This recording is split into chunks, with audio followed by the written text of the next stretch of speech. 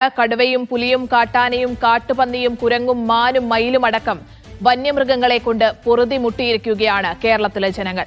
വനത്തോട് ചേർന്ന പ്രദേശം വിട്ട് ജനവാസ മേഖലയിലേക്ക് കൂട്ടത്തോടെ എത്തുകയാണ് വന്യമൃഗങ്ങൾ.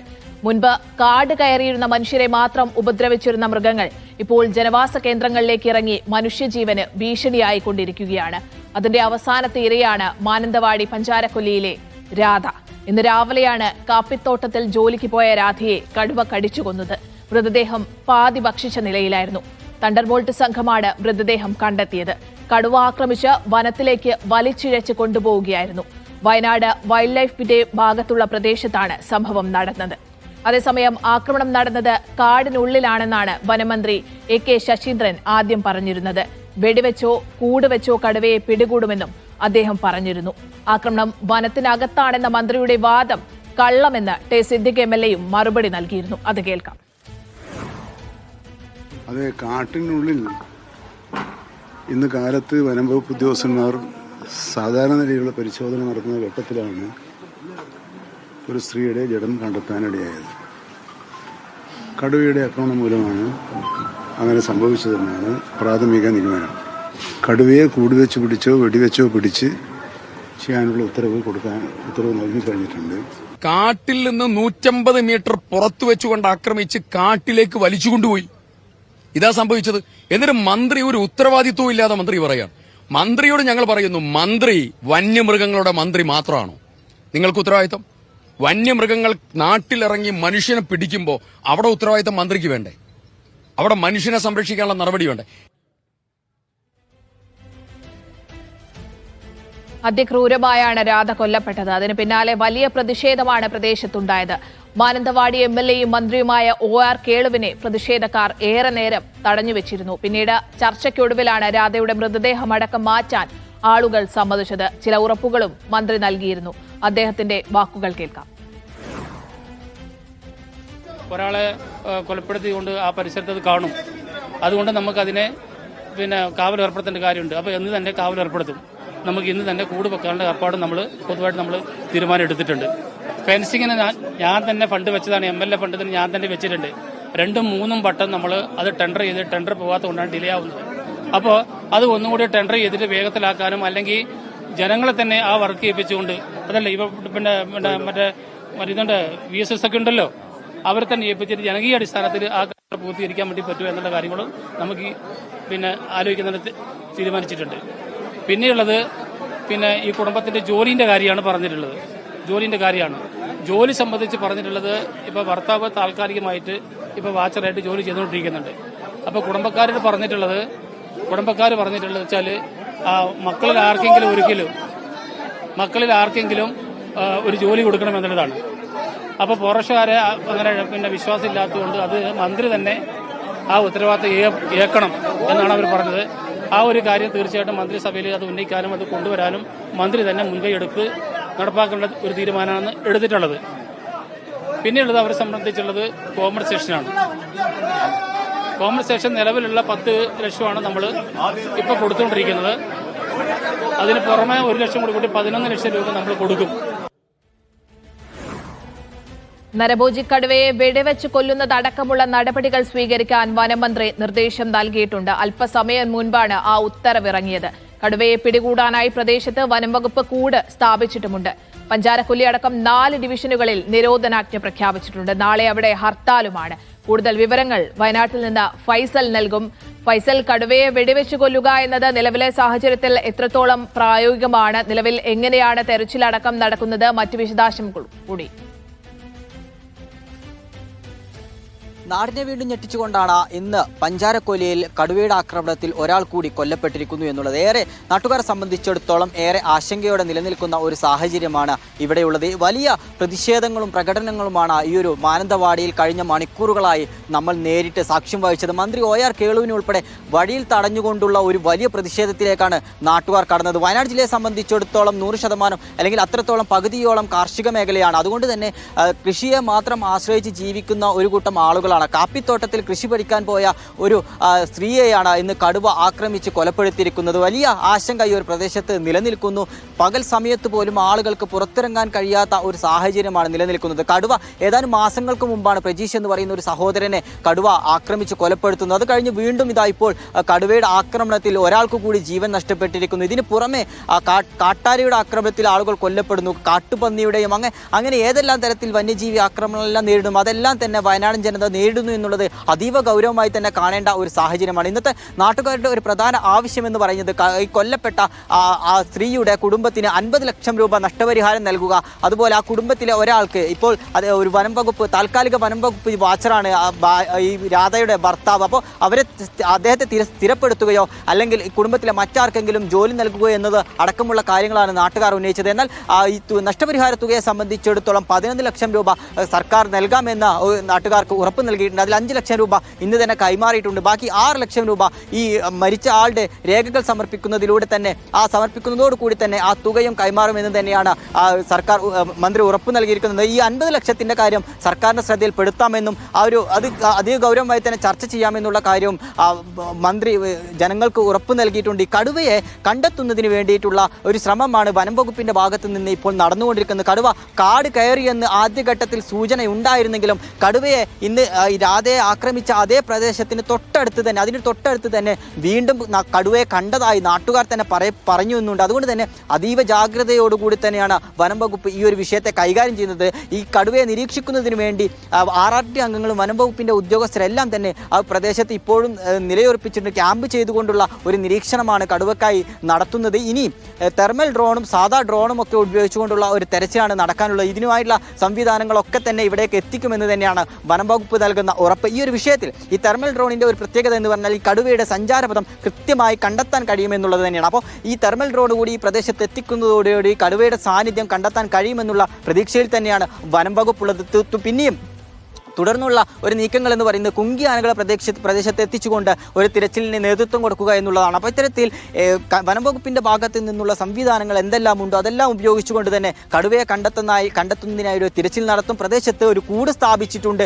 മയക്കുവെടി വെക്കാനുള്ള അരുൺ സെക്രട്ടറിയുടെ നേതൃത്വത്തിലുള്ള ഒരു സംഘം വയനാട്ടിലേക്ക് പുറപ്പെട്ടിട്ടുണ്ട്. ഇനി ഇത്തരത്തിൽ ഒരു നിലക്കും കടുവയെ പിടികൂടാനോ അല്ലെങ്കിൽ കൂടിൽ വീഴുന്ന ഒരു സാഹചര്യമോ ഇല്ലെങ്കിൽ കടുവയെ വെടിവെച്ച് കൊല്ലുന്നതിനടക്കമുള്ള നടപടിയിലേക്ക് വനംവകുപ്പ് കടക്കും. അതിനുള്ള ഉത്തരവ് ഇപ്പോൾ പുറത്തിറങ്ങിയിട്ടുണ്ട്. കടുവയെ ലൊക്കേറ്റ് ചെയ്ത് കഴിഞ്ഞാൽ ഈ പറയുന്ന എല്ലാ വനംവകുപ്പിന്റെ ഭാഗത്ത് നിന്ന് ഈ ഒരു നിരീക്ഷണങ്ങളെല്ലാം ശക്തമാക്കി എല്ലാവിധ സംവിധാനങ്ങളോടുകൂടി തന്നെ കടുവയെ വെടിവെക്കുന്ന ഒരു സാഹചര്യത്തിലേക്ക് കടക്കുമെന്നുള്ള ഒരു ഉറപ്പ് ഇന്ന് നാട്ടുകാർക്ക് നൽകിയിട്ടുണ്ട്. അത് തന്നെയാണ് ആളുകളുടെ ഒരു പ്രതീക്ഷ. എന്നിരുന്നാലും ഇപ്പോഴും ആളുകളുടെ ജീവന് ഒരു വിലയും അല്ലെങ്കിൽ അത്തരത്തിൽ ആളുകളുടെ ജീവന് സുരക്ഷ നൽകുന്നതടക്കമുള്ള കാര്യങ്ങളിൽ വനംവകുപ്പ് വീഴ്ച വരുത്തുന്നു എന്നുള്ള കൃത്യമായിട്ടുള്ള കാര്യങ്ങളാണ് നാട്ടുകാർ ഈ ഒരു ഭാഗത്ത് നിന്ന് പറയുന്നത്. നിരന്തരം വന്യജീവി ആക്രമണങ്ങൾ ഉണ്ടാകുമ്പോൾ വനംവകുപ്പ് വരുന്നു അല്ലെങ്കിൽ ഇതിനു മുമ്പ് ഇത്തരത്തിൽ സാന്നിധ്യം വന്യജീവികളുടെ സാന്നിധ്യം ഉണ്ടാകുമ്പോൾ വനംവകുപ്പ് വന്ന് തിരിച്ചു പോകുന്ന ഒരു സാഹചര്യം കൃത്യമായ അല്ലെങ്കിൽ അടിയന്തര പ്രാധാന്യത്തോടു കൂടി ഈ വന്യജീവി ആക്രമണങ്ങൾ നിരന്തരം ഇല്ലാതാക്കുന്നതിന് വേണ്ടിയുള്ള നടപടി വനംവകുപ്പിന്റെ ഭാഗത്ത് നിന്ന് ഉണ്ടാകുന്നില്ല എന്നതടക്കമുള്ള കാര്യങ്ങളാണ്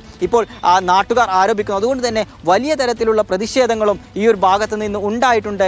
ഇപ്പോൾ മരിച്ച രാധയുടെ മൃതദേഹം പോസ്റ്റ്മോർട്ടത്തിന് ശേഷം മാനന്തവാടി മെഡിക്കൽ കോളേജിൽ സൂക്ഷിച്ചിരിക്കുകയാണ്. നാളെ ബന്ധുക്കൾക്ക് വിട്ടു നൽകി നാളെ തന്നെ മൃതദേഹം സംസ്കരിക്കുന്നതടക്കമുള്ള നടപടിയിലേക്ക് കടക്കാനാണ് സാധ്യത. സ്നേഹ, തീർച്ചയായും ഫൈസൽ സൂചിപ്പിച്ചതുപോലെ തന്നെ വലിയ രീതിയിലുള്ള തെരച്ചിലാണ് വയനാട്ടിൽ നടക്കുന്നത്. ഈ നരഭോജി കടുവയെ ലൊക്കേറ്റ് ചെയ്യേണ്ടതുണ്ട്. അതിന് പിന്നാലെ തിരികെ ന്യൂസ് ഡീകോഡിലേക്ക്. വയനാട്ടുകാരുടെ നിരന്തരമായ ആവശ്യമാണ് കാടും നാടും വേർതിരിക്കുക എന്നത്. അത് നടപ്പിലാകാതെ പോകുമ്പോൾ ഓരോ ദിവസവും വയനാട്ടുകാർക്ക് അവരുടെ പ്രിയപ്പെട്ടവരെ വന്യജീവി ആക്രമണത്തിൽ നഷ്ടപ്പെടുകയാണ്. കഴിഞ്ഞ 10 വർഷത്തിനിടെ വയനാട്ടിലുണ്ടായ കടുവ ആക്രമണങ്ങളുടെ കണക്കൊന്ന് നോക്കാം നമുക്ക്. കഴിഞ്ഞ 10 വർഷത്തിനിടെ 8 മരണമാണ് വയനാട്ടിൽ. വയനാട് എന്ന ഒരു ഒറ്റ ജില്ലയിൽ മാത്രമുണ്ടായത് 8 പേരെയാണ് കഴിഞ്ഞ 10 വർഷത്തിനിടയിൽ കടുവ കൊന്നത്. 2015 2 പേരെ കടുവ കൊന്നു. മുത്തങ്ങയിലെ ഭാസ്കരനും കുറിച്യാട്ട് ബാബുരാജും 2015 2 പേരാണ് കടുവ ആക്രമണത്തിൽ.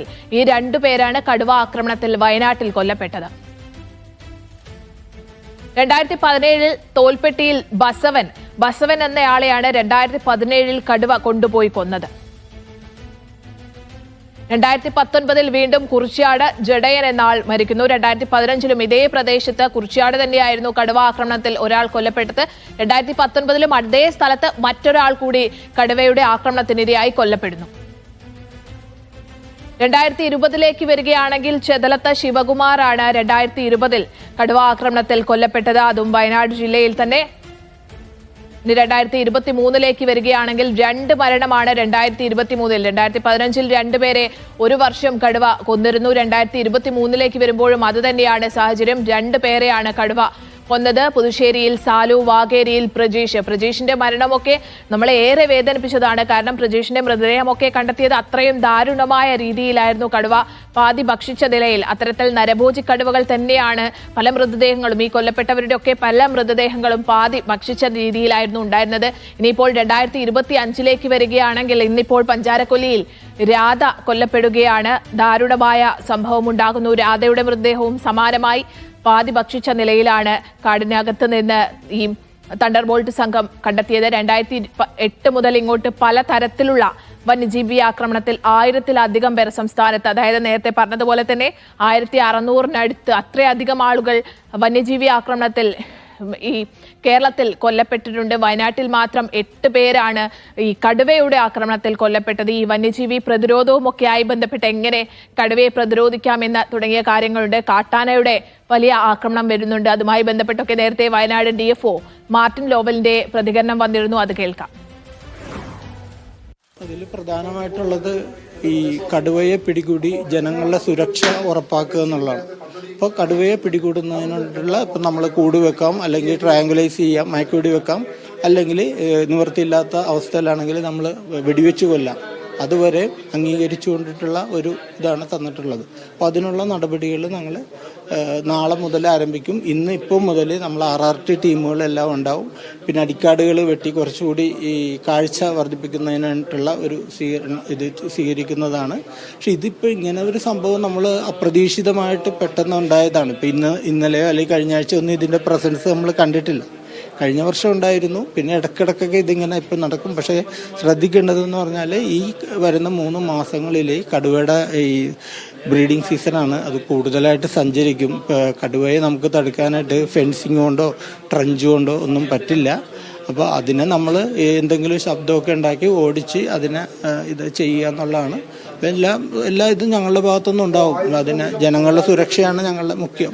നിലവിൽ കാടും നാടും വേർതിരിക്കാൻ വേണ്ട ഫെൻസിങ് ഇല്ലാത്ത തന്നെയാണ് ഇത്തരത്തിലൊരു അപകടം ഉണ്ടാക്കാനുള്ള സാധ്യത എന്നുള്ളത് കൂടെ പറയാൻ പറ്റും. ഇപ്പോൾ ഈ പറഞ്ഞ സ്ഥലത്ത് ഫെൻസിങ് ഉള്ള ഏരിയയാണ്.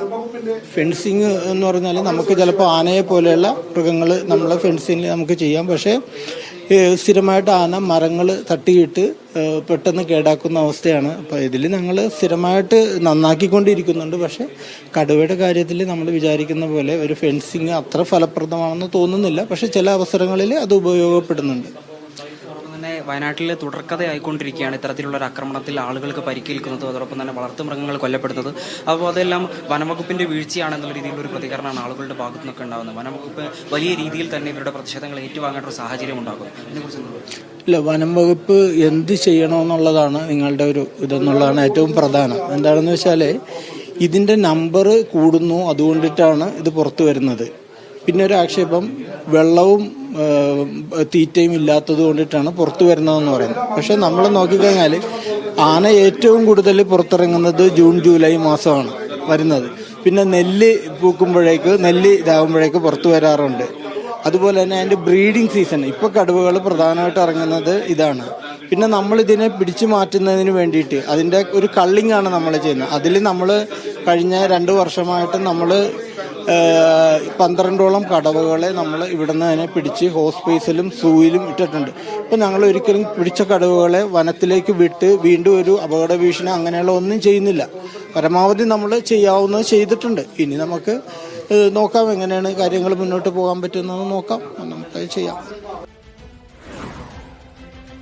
മാനന്തവാടി DFO പറഞ്ഞത് കേട്ടല്ലോ. ഈ കടുവയെ പിടിച്ച് മറ്റിടത്തേക്ക് മാറ്റുകയല്ലാതെ മറ്റേ ഈ ട്രെഞ്ച് വെച്ചിട്ടോ അല്ലെങ്കിൽ വേലികൾ സ്ഥാപിച്ചോ ഒക്കെ തന്നെ അതിനെ പ്രതിരോധിക്കുക എന്നത് അത്രത്തോളം ഈ നമുക്ക് ചെയ്യാൻ കഴിയുന്ന ഒരു രീതിയല്ല. കാരണം ആ ഒരു പ്രതിരോധം ഒരിക്കലും കടുവ പോലെയുള്ള ഒരു ജീവിയുടെ സ്ഥാനത്ത് അത് നടക്കില്ല. ഒരുപക്ഷെ കാട്ടാനയുടെയൊക്കെ ആക്രമണത്തിൽ നിന്ന് ഒരു പരിധിവരെ ഈ ഇതുകൊണ്ടൊക്കെ തന്നെ പ്രതിരോധിക്കാൻ കഴിയും. പിന്നെ എന്താണ് ചെയ്യാൻ കഴിയുക? അതായത് ലോകരാജ്യങ്ങളിലൊക്കെ തന്നെ ഈ കടുവയുടെയും ഒക്കെ തന്നെ അങ്ങനെ പല ജീവികളുടെയും ഒക്കെ ആക്രമണം ഉണ്ടാകുമ്പോൾ എന്താണ് അവർ ചെയ്യുന്നത്, ഇനി എന്ത് ചെയ്യാൻ കഴിയുമെന്ന് നോക്കാം. ഈ എന്തുകൊണ്ടാണ് ഇത്രയധികം, കാരണം ഈ ഒരു സമയത്ത് ഇപ്പോൾ കുറച്ചു വർഷങ്ങളായി ഇത്രയധികം വന്യജീവികൾ എന്തുകൊണ്ടാണ് കാട് വിട്ട് നാട്ടിലേക്ക് വരുന്നത്? അതിന്റെ ഒരു കാരണം വാഹകശേഷി കൂടി എന്നതാണ്. വാഹകശേഷി എന്ന് പറയുമ്പോൾ ഈ ആക്രമണം വർദ്ധിച്ചു വരുന്നതിന്റെ ഒരു പ്രധാന കാരണം ഇത് തന്നെയാണ്. കാരണം വനത്തിന് താങ്ങാൻ കഴിയുന്നതിൽ അധികം വാഹകശേഷി, അതായത് ക്യാരിയിങ് കപ്പാസിറ്റിയേക്കാൾ വന്യമൃഗങ്ങളുടെ എണ്ണത്തിൽ വർധനവുണ്ടാകുന്നു എന്നതാണ് ഏറ്റവും പ്രധാനമായ കാരണം. വാഹകശേഷി എന്നാൽ ഒരു വനത്തിന് താങ്ങാൻ കഴിയുന്ന ശരാശരി വന്യജീവികളുടെ കണക്കാണ്. അതിൽ വലിയ തോതിലുള്ള കൂടുന്നുണ്ട് വന്യജീവികളുടെ എണ്ണം. എങ്ങനെ ഇത് പരിഹരിക്കാമെന്ന് നോക്കിയാൽ മറ്റ് രാജ്യങ്ങളൊക്കെ ചെയ്യുന്നത് എണ്ണം ക്രമീകരിക്കുക. നേരത്തെ മാനന്തവാടി DFO പറഞ്ഞത് കേട്ടിട്ടുണ്ടാവും, കള്ളിങ്, അതായത് കൊന്നുകളയുക എന്നത് തന്നെയാണ് മറ്റ് പല രാജ്യങ്ങളും സ്വീകരിക്കുന്നത്. ഒരു കാട്ടിൽ ശരാശരി എത്ര ആനകൾക്ക് അല്ലെങ്കിൽ എത്ര കടുവകൾക്ക് വരെ ജീവിക്കാൻ പറ്റും, മറ്റ് വന്യജീവികൾ എത്ര തുടങ്ങിയ കണക്കുകളൊക്കെ എടുത്തുകൊണ്ട് തന്നെ ആ വനത്തിന് ഉൾക്കൊള്ളാൻ പറ്റുന്ന തരത്തിൽ അവയുടെ എണ്ണം ക്രമീകരിക്കുക എന്ന രീതിയാണ് ഈ ശാസ്ത്രീയമായ ഫോറസ്റ്റ് മാനേജ്മെന്റ് എന്ന് പറയുന്നത്. ഈ രണ്ട് രാജ്യങ്ങൾ നമുക്ക് ശ്രദ്ധിക്കേണ്ടതുണ്ട്. കാരണം ഓസ്ട്രേലിയയും അമേരിക്കയും. ഓസ്ട്രേലിയയിൽ ഉദാഹരണത്തിന് നോക്കുകയാണെങ്കിൽ ഓസ്ട്രേലിയയുടെ ദേശീയ മൃഗമായ കങ്കാരു, അവിടെ ദശലക്ഷക്കണക്കിന് കങ്കാരുക്കളെയാണ് ഓരോ വർഷവും കൊന്നുകളയുന്നത്. കാരണം അത്രത്തോളം വലിയ ജനസംഖ്യയിൽ പോപ്പുലേഷൻ കൂടുന്നുണ്ട് കങ്കാരുവിന്റെ. അവരുടെ കൃഷിക്ക് അത് വലിയ ഭീഷണി ഉണ്ടാകുന്നുണ്ട് കങ്കാരുവിൽ നിന്ന്. അതുകൊണ്ട് തന്നെ ഓസ്ട്രേലിയയിൽ കങ്കാരുവിനെ കൊന്നുകളയുകയാണ്. അമേരിക്കയുടെ കാര്യം നോക്കുകയാണെങ്കിൽ 1973 അവിടെ എൻഡേഞ്ചേർഡ് സ്പീഷീസ് ആക്ട് എന്നൊരു ആക്ട് ഉണ്ടായിരുന്നു. അതുപ്രകാരം വംശനാശ ഭീഷണി നേരിടുന്ന മൃഗങ്ങൾക്ക് മാത്രമാണ് അവിടെ സംരക്ഷണമുള്ളത്. അതുകൊണ്ട് തന്നെ അല്ലാത്ത ഇത്തരത്തിൽ പോപ്പുലേഷൻ കൂടുകയാണെങ്കിൽ അവയൊക്കെ കള്ളിങ്ങിലൂടെ കൊന്നു തള്ളുക എന്ന രീതിയാണ് അമേരിക്കയും അവലംബിക്കുന്നത്. ഇനി ഇന്ത്യയിലേക്ക് വരികയാണെങ്കിൽ ഇന്ത്യയിലെ വന്യജീവി നിയമം നോക്കുകയാണെങ്കിൽ 1972 ഈ വൈൽഡ് ലൈഫ് പ്രൊട്ടക്ഷൻ ആക്ട് പ്രകാരം വംശനാശ ഭീഷണി ഉണ്ടോ ഇല്ലയോ എന്നൊന്നും തന്നെ പരിഗണിക്കാതെ എല്ലാ മൃഗങ്ങൾക്കും ഒരേ സംരക്ഷണം തന്നെയാണ് നമ്മുടെ ഇന്ത്യയിൽ നൽകുന്നത്. നമുക്കിപ്പോൾ ഉദാഹരണത്തിനൊരു കാര്യം പറയുകയാണെങ്കിൽ ഒരു കടുവ ഇപ്പോൾ നമ്മുടെ വീട്ടിൽ കയറി ആക്രമിച്ച് സ്വയം പ്രതിരോധത്തിന്റെ ഭാഗമായി ഒരുപക്ഷെ നമ്മൾ ആ കടുവയെ കൊല്ലുകയോ പരിക്കേൽപ്പിക്കുകയോ ചെയ്താൽ തന്നെ നമുക്കെതിരെ കേസ് വരുന്ന രീതിയിൽ ജാമ്യമില്ലാ കുറ്റം അടക്കം ചുമത്തി ജയിലിൽ അടയ്ക്കാൻ കഴിയുന്ന രീതിയിലാണ് നമ്മുടെ ഇന്ത്യയിലെ നിയമമുള്ളത്. അത്തരത്തിലുള്ള നിയമമാണ് നമുക്കുള്ളത്. അതുകൊണ്ട് തന്നെ ഈ ഇത്തരത്തിൽ വലിയ രീതിയിൽ വന്യജീവികളുടെ എണ്ണമൊക്കെ കൂടുന്ന ഒരു സാഹചര്യത്തിൽ കാലാനുസൃതമായി എന്ത് മാറ്റം അതിൽ വരുത്താൻ കഴിയും എന്ന് ആലോചിക്കേണ്ടതുണ്ട്. അത്തരത്തിലുള്ള ആലോചനകൾ നിർബന്ധമായി വേണ്ടതുണ്ട്. മറ്റൊരു നറേറ്റീവ് വരുന്നത് വനനശീകരണമാണ്. അതായത് ഈ പല കോണുകളിൽ നിന്നും ഒരു അഭിപ്രായം വരുന്നുണ്ട്, വനനശീകരണം കാരണമാണ് വന്യമൃഗ ശല്യം രൂക്ഷമാകുന്നതെന്ന്. കാരണം അത്തരത്തിലൊരു പ്രചാരണം വരുമ്പോഴും നമ്മൾ ആ കണക്കുകളിലേക്ക് വരികയാണെങ്കിൽ കണക്കുകൾ നോക്കുകയാണെങ്കിൽ ഇപ്പോൾ കേരളത്തിന്റെ കാര്യം നോക്കുകയാണെങ്കിൽ കഴിഞ്ഞ 50 വർഷത്തിനിടയിൽ വനം കൂടുകയാണ് ചെയ്തത്. കാരണം ഈ വനം കുറയുന്നത് കൊണ്ടല്ല ഈ വന്യജീവികൾ നാട്ടിലേക്ക് എത്തുന്നത്. നേരത്തെ ഈ മാനന്തവാടി DFO അടക്കം പറഞ്ഞത് അനുസരിച്ച് നോക്കുകയാണെങ്കിൽ ഇവയുടെ എണ്ണം വനത്തിന് താങ്ങാൻ കഴിയുന്നതിലും അപ്പുറം എണ്ണം വരുന്നു. അവിടെ അവർക്ക് ഭക്ഷണം തേടേണ്ടതുണ്ട്, ഇര തേടേണ്ടതുണ്ട്. അതോടൊപ്പം തന്നെ ഈ മേറ്റിംഗ് സീസൺ, പ്രജനന സമയമൊക്കെ ആകുന്ന സമയത്ത് അവ കൂടുതലായും നാട്ടിലേക്ക് എത്തുന്നുണ്ട്. ഇനി എങ്ങനെ പരിഹാരം കാണണം എന്നതാണ് നമ്മൾ ഏറ്റവും കൂടുതൽ ശ്രദ്ധിക്കേണ്ടത്. കാരണം മനുഷ്യരുടെ ജീവനും സ്വത്തിനും സംരക്ഷണം വേണ്ടതുണ്ട്. ഈ വയനാട് മാത്രമല്ല, കേരളത്തിലെ മറ്റ് പലയിടങ്ങളിലും കടുവ, കാട്ടുപന്നി, പലയിടങ്ങളിലും കാട്ടാന കൂട്ടത്തോടെ എത്തുന്നു. ഈ ജീവന് മാത്രമല്ല സ്വത്തിന്, കർഷകരുടെ കൃഷിനാശം, വ്യാപകമായ കൃഷിനാശം ഉണ്ടാകുന്നു. അത്തരത്തിൽ വീടുകൾ എല്ലാം തന്നെ തകർക്കുന്ന സാഹചര്യം ഉണ്ടാകുന്നു. അപ്പോൾ ഇവിടെ ഈ നമ്മുടെ ഒരു നിയമം അനുസരിച്ച് ഈ വന്യമൃഗങ്ങൾക്ക് അത്രത്തോളം സംരക്ഷണം നൽകുന്ന നിയമമാണുള്ളത്. പക്ഷേ അതേസമയം മനുഷ്യന്റെ ജീവനും സ്വത്തിനും സംരക്ഷണം വേണ്ടതുണ്ട്. കാട് വിട്ട് നാട്ടിലേക്ക് ഇറങ്ങുന്നവയെ തീർച്ചയായും എങ്ങനെ പ്രതിരോധിക്കണം എന്ന ഒരു ഈ പദ്ധതി അടക്കം നമുക്ക് വേണ്ടതുണ്ട്. ഈ വയനാട് അടക്കമുള്ള അത്തരത്തിൽ കാടിനോട് ചേർന്ന് കിടക്കുന്ന ഇടുക്കി വയനാട് പോലെയുള്ള കാടിനോട് ചേർന്ന് കിടക്കുന്ന പ്രദേശത്തുള്ള ആളുകളൊക്കെ തന്നെ നിരന്തരം ആവശ്യപ്പെടുകയാണ് ഈ കാടും നാടും തമ്മിലൊരു വേർതിരിവ് വേണമെന്ന്. എങ്ങനെ വന്യജീവികളെ ആക്രമണത്തിൽ നിന്ന് ശാശ്വതമായി തടയാൻ കഴിയും, എങ്ങനെ പ്രതിരോധിക്കാൻ കഴിയുമെന്ന ആലോചന അത് നേതൃതലത്തിൽ തന്നെ ഉണ്ടാകേണ്ടതുണ്ട്. അല്ലെങ്കിൽ ഇതിങ്ങനെ തുടർക്കഥയാവുക തന്നെ ചെയ്യും, നമുക്ക് നമ്മുടെ ആളുകളെ നഷ്ടമാവുക തന്നെ ചെയ്യും. അത്തരത്തിൽ ശാശ്വതമായ ഒരു പരിഹാരം ഉണ്ടാകേണ്ടതുണ്ട്.